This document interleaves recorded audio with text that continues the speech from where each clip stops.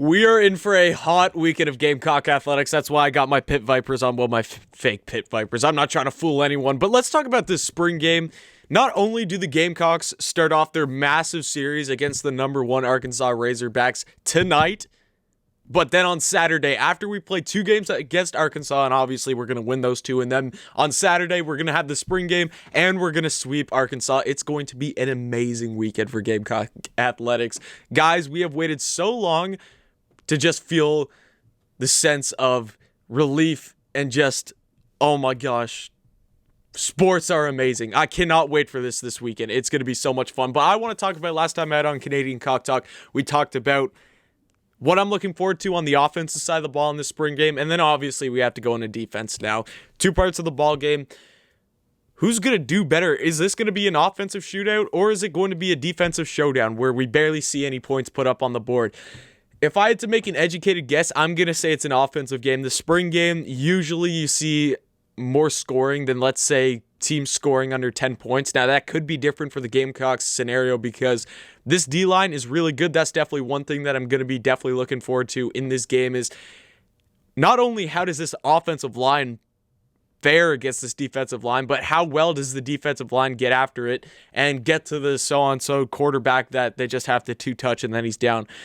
I think the main thing that you're going to be watching in this defense is definitely the secondary, and it's funny how the Gamecocks team shapes up this year because your strengths are in running back and defensive line, which ultimately go against each other because your defensive linemen should be able to stop your running backs. That's going to be the main battle there. Obviously, defensive line, offensive line, that could also be a pretty main battle, but then your receiving core versus your DB room, and we all kind of know, as much as we hate to say it because let's face it, these guys, we call a weakness on our team compared to an FCS school's DB room. It would be a strength for them, but this is a weakness for us. It's just how SEC football works. You're playing in the most competitive conference in all of football, and it's funny that the wide receiver room and DB room pair up like this. Which room is going to win? Are we going to have a massive day in receiving from guys like, I know Dak Joyner, it looks like he might be limited to play or he might not play at all, but like guys like Josh Van, Xavier Legette, Ortre Smith, Sam Reynolds, Rico Powers, you look at Jalen Brooks, you look at Mike Wyman, like guys like that. Are we going to see big games from guys like that? Or in the defensive side of the ball, are we going to see like Cam Smith have a big game? Or maybe we go out and see Jalen Dickerson do really well. Or maybe we go out and see like Dominic Hill or maybe even Zaquandre White may get some reps in at DB. I don't know. Which room is going to be more successful, and are we going to see a couple picks in this game? I guarantee you we're going to see at least 1 pick in this game because you're going to have some young quarterbacks in. You're going to have some guys who, let's say, quote-unquote, haven't played in SEC talent yet. Not to say that they're not good or talented. It's just a whole different ballgame. But then same side for the DB room.